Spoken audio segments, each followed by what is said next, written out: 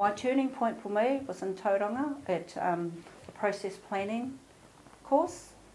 It was one word that actually changed everything for me, and it was unravel. And for me, when the tutor was talking, she was talking how we unravel what's in a person's head, to pull that dream out, to make it aspirations, and then turn it into a goal.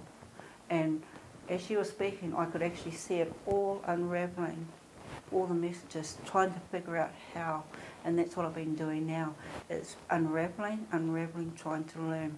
But when you unravel, what I learned too, to get to know the person, you've got to wind it up and wind it up till you get to a point. And then after that, when you don't know anything, unravel it again, have a look at it. Once you get the answers, roll it back up. So it's unravelling, unrolling. And that's what life's all about, is when you make mistakes, when you do things, you need to find out why you did it, how it happened. So you unravel it, look at it, read it, oh okay, roll it back up, move forward. And that was my turning point.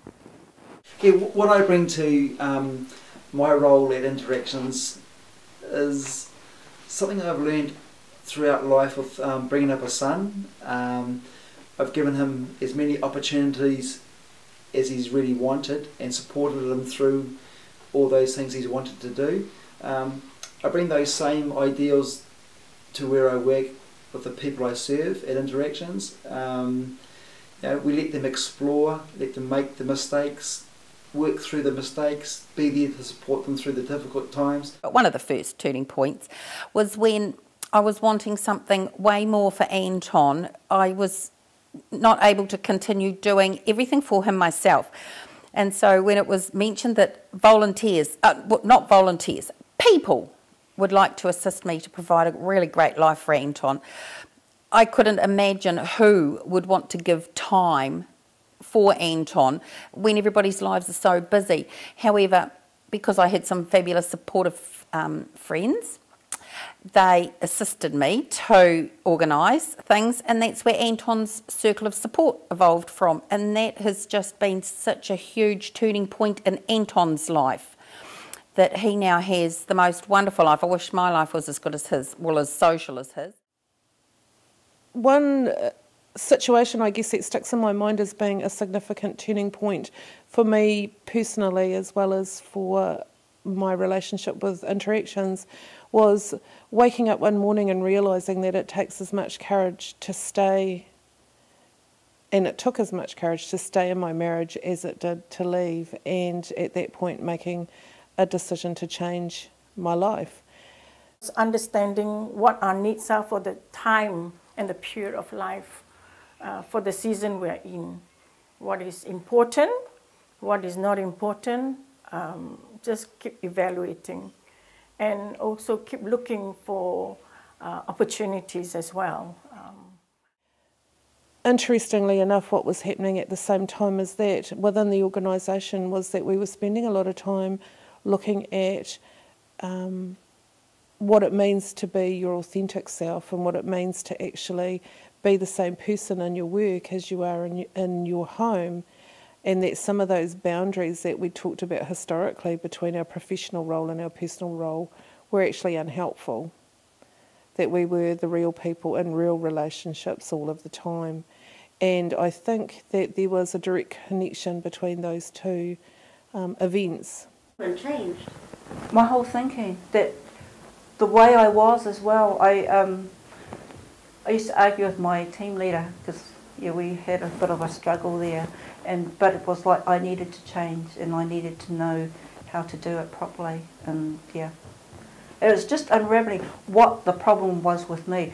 Was it his problem or was it my problem? And it was me. And that's what I learned, was to unravel me. So if I'm going to help other people, I need to know myself, what I'm all about. And I'm a hypocrite. I believe I'm a hypocrite if I'm trying to do things and I'm not doing them myself. And that's what it is. I unravelled myself, had a look. Some of the things I didn't like, I actually had to go back and apologise. And now I'm at this point where I'm fine and I can help others. I frequently tell people how blessed I feel to be doing this particular work, and that I believe that it's a calling. and that it's not just a job and it's not a career, it's the bringing together of my personal vision for myself as a professional and the vision that I hold for my family, the world that I will grow old in, the world that my parents will grow old in, the world that my son and my grandchildren will grow up in, and it's a place truly where everyone does belong. So I feel a great personal alignment with the vision of our organisation, and use that as a filter for a lot of the decisions that I make, not just in my work at Interactions but in my home life as well. And I think that intentionality or that clarity, that there is something that I can go back to as a touchstone or as a foundational belief, helps me in the way that I am when I interact with the people that we serve, with my friends, with my colleagues, and with members of the public as well. So that's an important learning that I've had around the comprehensiveness of my life, that it's not compartmentalised, and while I might wear different hats at different times, I am just one person, and I have to honour the person that I want to be and that I believe God has created me to be and given me the opportunities to be. A good example of this is one of the young fellows I work alongside of had a good opportunity at work. It didn't work out. He got dismissed from his employment. He was very depressed. He didn't want to ever work again. It was a bad experience. From this bad experience, you know, we worked together. We worked through some good learnings from this, and now he's got a good paying job. So, you know, we learned from the things that didn't go so well. He definitely turned a not so good experience into a good learning experience, and he will take that on for life. The second main turning point was when Interactions changed my role within the organisation, and a big part of that role of mine was to bring volunteers on board, and all I could think of was, you've got to be bloody joking. Who's hanging in trees out there waiting to come in and do something for nothing?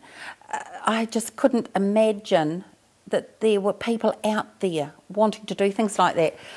But just by talking to other people, exploring things, I am just blown away by who wants to come in and give their time. We have some real quality volunteers within the organisation. It's amazing how many people want to come in, give it a whirl, and just see how it all pans out. So I'm a real believer that volunteers are the way to go, and I still amaze myself when I think how sceptical I was to start with, but now I'm a real believer. So it is those huge turning points that make a difference in our own personal life as well as in our work life. Another learning that I've just actually had this morning in the conversations that I've had with my wonderful friends and colleagues here is that we're talking a lot about an analogy around parenting, and that's not to say that in our work we are parents. It's just that we're bringing learnings from our experiences as either being parents or having recently been parented to the work. And while that is relevant to our one-on-one relationships with people, there's also a fit with the organisational journey as well. And certainly in my role as the quality practice leader, I really enjoy the aspects of my role when I can step back and be like the parents of teenagers, when I see goal facilitators and process facilitators and network facilitators and lead facilitators really stepping into their role and the potential of the role, and making really responsible and thoughtful and intelligent choices.